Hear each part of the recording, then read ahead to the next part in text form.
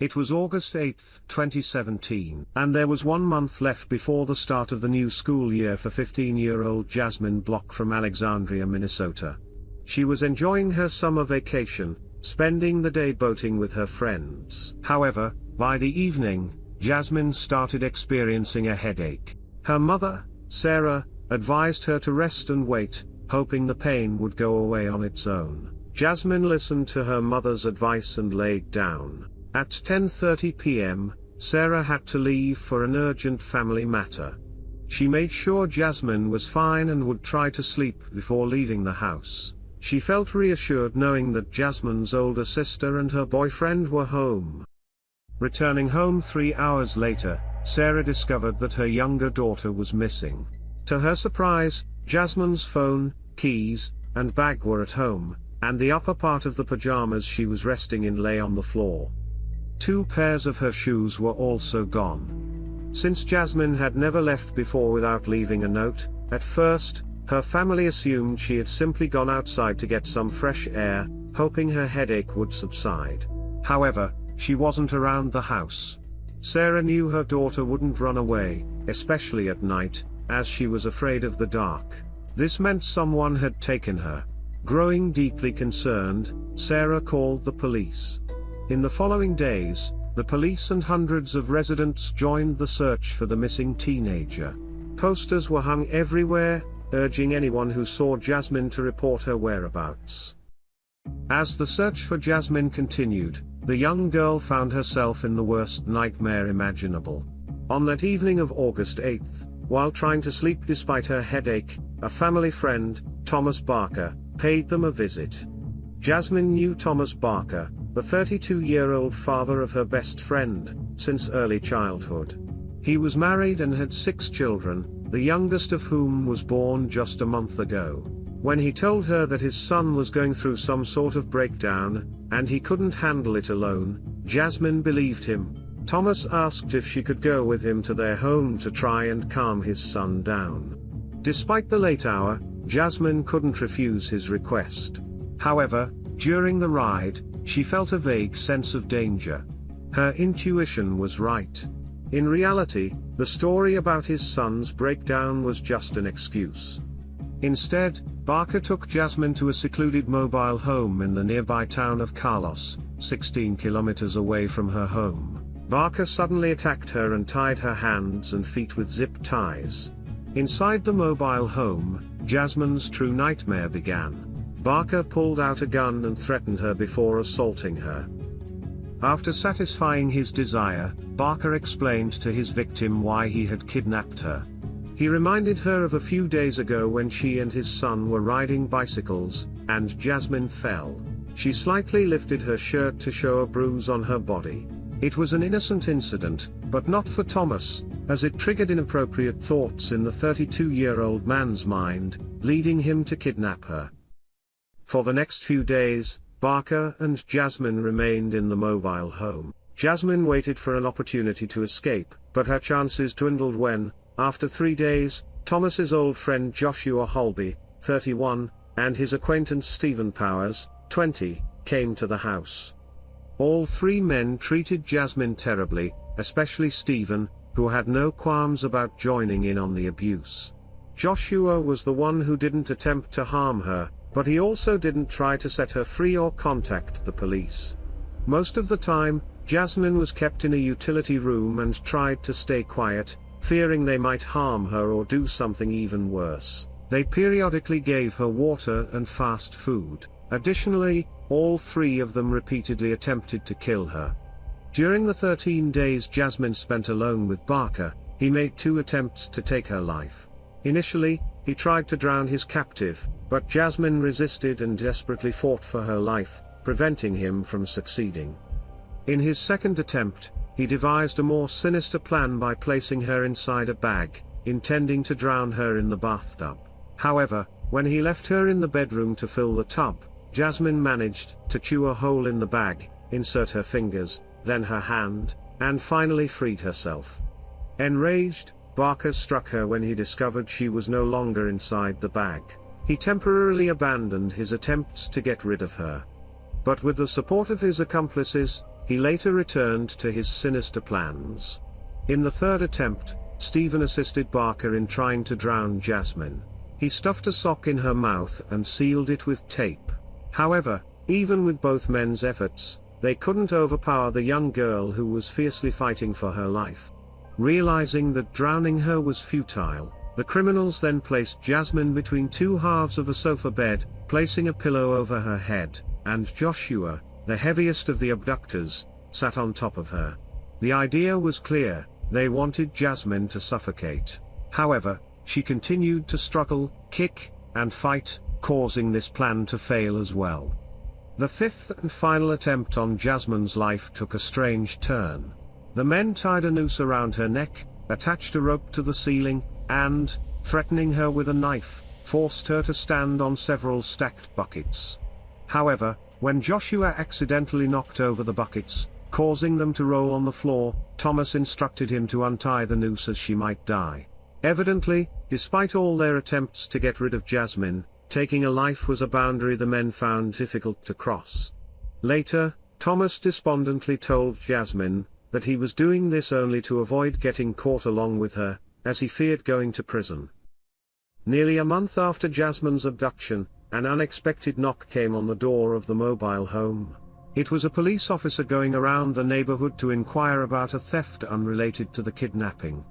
All three suspects were inside the home at that moment, but they chose not to respond to the knock, and the police officer eventually left. Right after the officer's visit, the criminals realized they needed to find another hiding place. They put Jasmine in a sports bag and moved her into their car, where they allowed her to get out of the bag. Struggling to find a new location to conceal the girl, they first visited several cornfields before arriving at an abandoned house in Grant County, where they set up a camp. By this point, Jasmine had no doubt that they had no intention of letting her go alive, and she feared for her life at the hands of Barker and his accomplices. However, luck smiled upon the girl. The forced relocation to a new place and the carelessness of the kidnappers presented her with an opportunity. The day before, the men had encountered a police car on the road and hastily disposed of some illegal substances by throwing them out of the window. Now, at the new location, they decided to search for those substances and needed to buy supplies for themselves and their captive. They informed Jasmine that they would be gone for about an hour and left her sitting in another car, believing she wouldn't go anywhere. So, after 29 days since her abduction, Jasmine found herself alone for the first time. Gathering her courage, she waited for about 5 minutes after Thomas's car had left, freed herself, and quickly jumped out of the vehicle. She rushed toward the nearest two houses, hoping to find help, but it seemed they were empty. Then she noticed a house on the other side of Thompson Lake and didn't hesitate for a second before leaping into the water. She swam, taking off her shoes and pajama pants to move faster. Once she reached the other shore, she crossed a field and emerged onto the road, where she spotted Thomas's car. Jasmine quickly hid in the grass, trying to control her heavy breathing and keeping low to avoid being seen. To her immense relief, she realized that she had made a mistake. A completely unfamiliar person was now in the driver's seat. Jasmine darted across the road, running through the field toward a house nearby.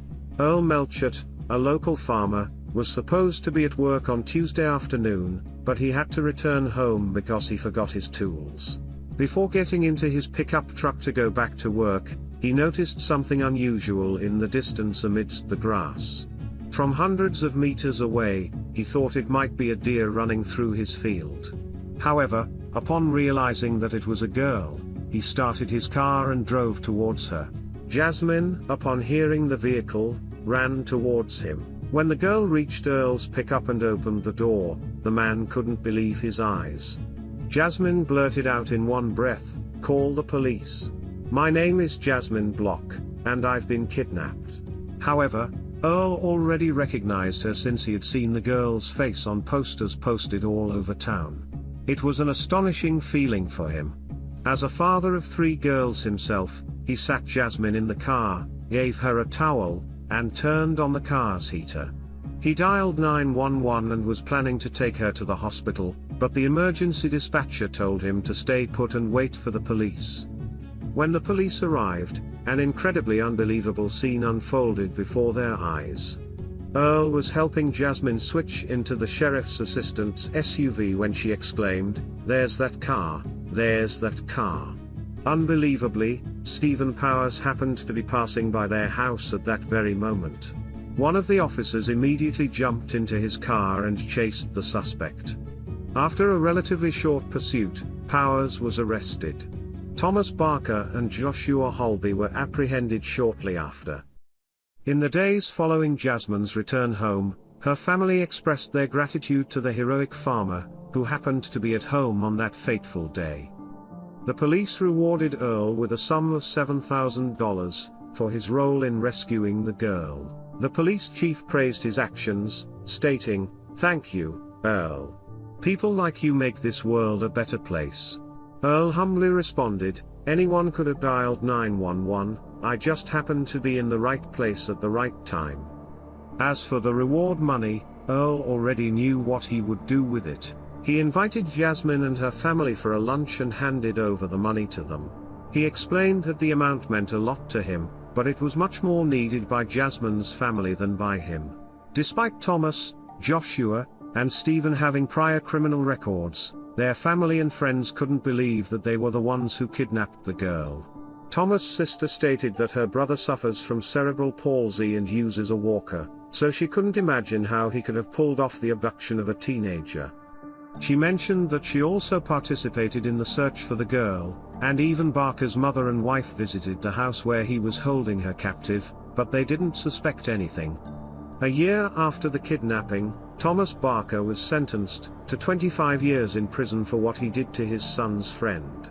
He will be registered as a violent offender for the rest of his life. However, after his release from prison, it will be possible to apply for civil commitment, and if approved, he will spend the remainder of his life in a specialized facility.